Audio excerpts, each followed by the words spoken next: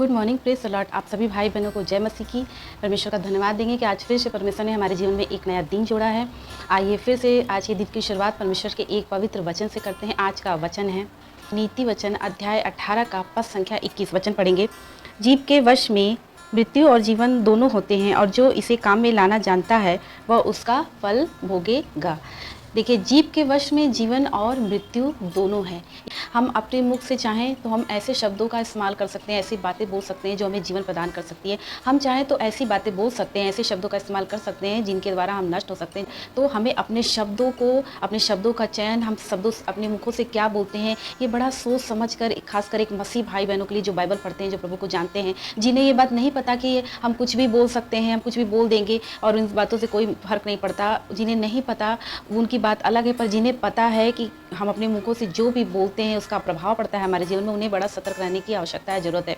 क्योंकि देखिए, शब्द एक बीज के समान होता है। जो हम बोते हैं वही हम काटते हैं। परमेश्वर का वचन कहता है कि जैसा आप बोलेंगे इसका फल आप भोगेंगे। यानी जो हम बोएंगे वही फल हम काटेंगे। यदि हम अपने लिए या दूसरों के लिए गलत बोलते हैं तो वही शब्द एक दिन फलवंत हो जाता है। यदि हम अच्छा बोलते हैं तो अच्छा फल आता है, यदि हम बुरा बोलते हैं तो बुरा फल आता है। सुना होगा, बहुत से लोग अपने बच्चों को बोलते हैं तू गधा ही रहेगा, तू जीवन भर बेवकूफ़ ही रहेगा, तू कुछ भी नहीं करेगा। वो अपने बच्चे के जीवन में जो शब्द को बो रहे हैं वही एक दिन काटेंगे। कल को उनका बच्चा यदि सक्सेस नहीं होता है अपनी लाइफ में तो उसके कहीं ना कहीं से उनके माता पिता भी जिम्मेदार है, क्योंकि वो जीवन भर अपने बच्चे को बोलते आए हैं कि तू कुछ नहीं करेगा, तू कुछ नहीं करेगा, तू कुछ नहीं करेगा। तो हमने अपने बच्चे के लिए जो शब्द बोया है हम वही काटेंगे। कभी कभी हम अपने लिए भी गलत शब्दों का इस्तेमाल करते हैं। इससे अच्छा है कि हम मर जाएं, इससे अच्छा है कि हमें कोई बीमारी हो जाए।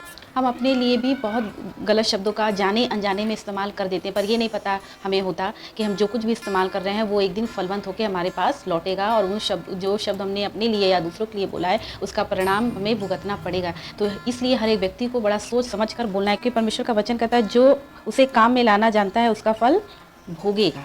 यानी कि जो जीव को काम में लाना जानता है उसे पता है कि हमें अपने मुख से, अपने जीभ से क्या बोलना है, सही बोलना है, गलत बोलना है, अच्छा बोलना है, बुरा बोलना है। वो जो इसे काम में लाना जानता है वो जैसा करेगा, जो बोलेगा वैसा ही फल उसके सामने आएगा।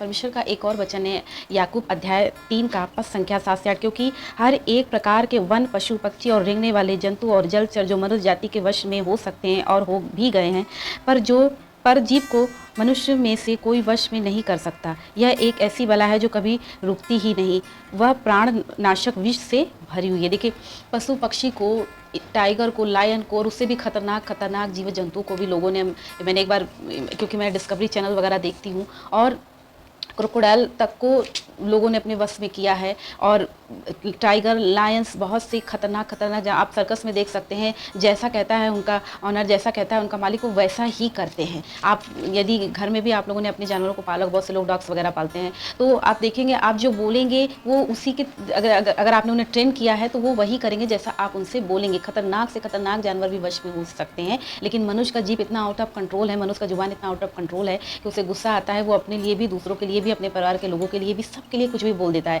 क्योंकि उसको अपनी जुबान पे कंट्रोल नहीं है। ये ऐसी चीज़ है जो कभी भी फिसल जाती है, कभी भी कुछ भी मुंह से निकल जाता है। कभी कभी हम किसी ऐसे परिवेश में रहते हैं, ऐसे माहौल में रहते हैं कि हमें गुस्सा आता है। कभी कभी हम किसी ऐसे व्यक्ति के बीच में रहते हैं कि उसके द्वारा भी हमें क्रोध आ जाता है, लेकिन इसके लिए हमें कुछ करना नहीं है। इसके लिए हमें परमेश्वर से सिर्फ प्रार्थना करना है। देखिए, कोई भी व्यक्ति कभी भी अपनी कमजोरियों पर खुद विजय प्राप्त नहीं कर सकता जब तक कि वो प्रभु से मदद न ले, पवित्र आत्मा की सहायता न ले।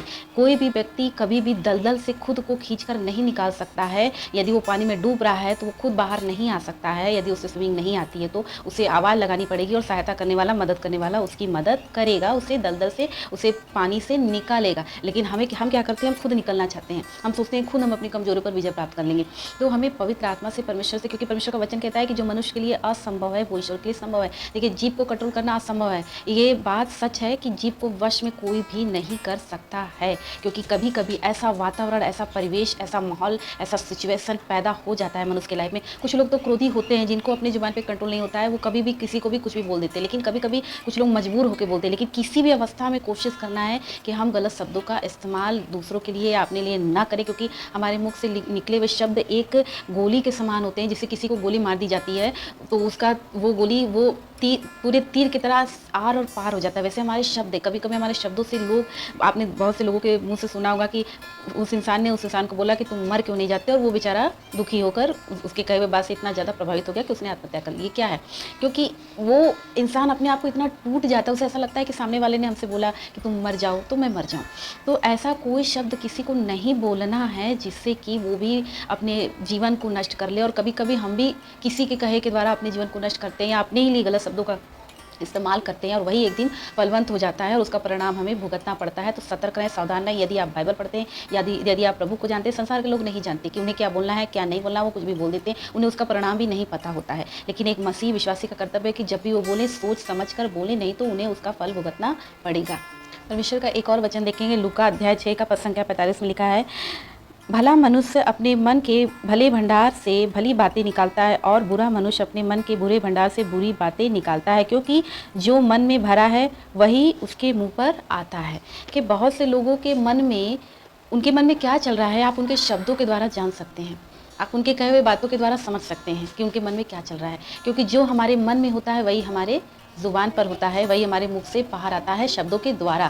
तो इसलिए बहुत से मनुष्य ऐसे होते हैं जिनके मन में ही बुराइयां भरी पड़ी होती है, जिनके हृदय में ही बुराइयां पड़ी होती हैं, और वो उनके मुख से बाहर आ जाती है। बहुत से ऐसे भी इंसान हैं जिनके मनों में अच्छी बातें चलती हैं, उनके मन में अच्छे भंडार हैं, तो वो हमेशा अच्छे शब्दों का चुनाव करेंगे और अच्छे शब्दों को बोलेंगे, क्योंकि उनके मन में अच्छी बातें चल रही होती हैं। कभी-कभी किसी मनुष्य का स्वभाव होता है कि उसके मन में हमेशा बुरी बातें चलती रहती हैं। इसलिए आप जब भी इस प्रकार के लोगों से बात करेंगे तो वो कभी भी अच्छे शब्दों का इस्तेमाल नहीं करेंगे, हमेशा कटु वचन बोलेंगे और हमेशा क्रोध में रहेंगे, क्योंकि उन्होंने कभी परमेश्वर के सामने अपनी कमजोरियों को नहीं रखा, क्योंकि उन्हें ऐसा लगता है कि वो जो कुछ भी बोलते हैं सही बोलते हैं और उन्हें अपने आप को बदलने की आवश्यकता नहीं है। लेकिन एक मसीह विश्वासी का कर्तव्य है कि यदि उसके अंदर ये कमजोरी है, उसे क्रोध में गुस्सा आने के बाद वो अपने शब्दों पर कंट्रोल नहीं कर पाता है, या फिर वो दूसरों के गुस्सा दिलाने के बाद अपने शब्दों पर कंट्रोल नहीं कर पाता है, तो ऐसे में हमें पवित्र आत्मा की सहायता लेनी है। अपने परमेश्वर के सामने अपनी कमजोरियों को नहीं छुपाना है, अपनी कमजोरियों को परमेश्वर के समक्ष रखना है, परमेश्वर के सामने रखना है और उनसे प्रार्थना करना है कि हे प्रभु, मैं इस पर विजय हासिल प्राप्त नहीं कर सकता, क्योंकि मुझ में इतनी शक्ति सामर्थ्य नहीं है, लेकिन मुझे विश्वास है कि यदि आप चाहेंगे तो मैं इस कमजोरी पर विजय प्राप्त कर सकता हूँ, मैं अपने आप को बदल सकता या सकती हूँ।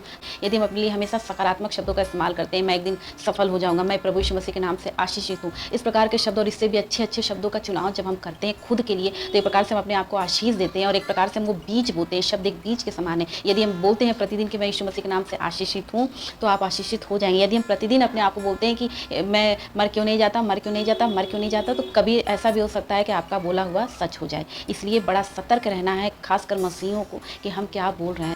इसलिए हमें अपने जीवन में सतर्क रहने की आवश्यकता है। प्रभु इन वचनों के द्वारा आप सभी भाई बहनों को आशीष दे, आपके परिवारों को भी आशीष दे, और आज का दिन आपका प्रभु में आशीषित हो। यीशु मसीह के नाम से प्रार्थना मांगती हूँ। सभी भाई बहनों को जय मसीह की।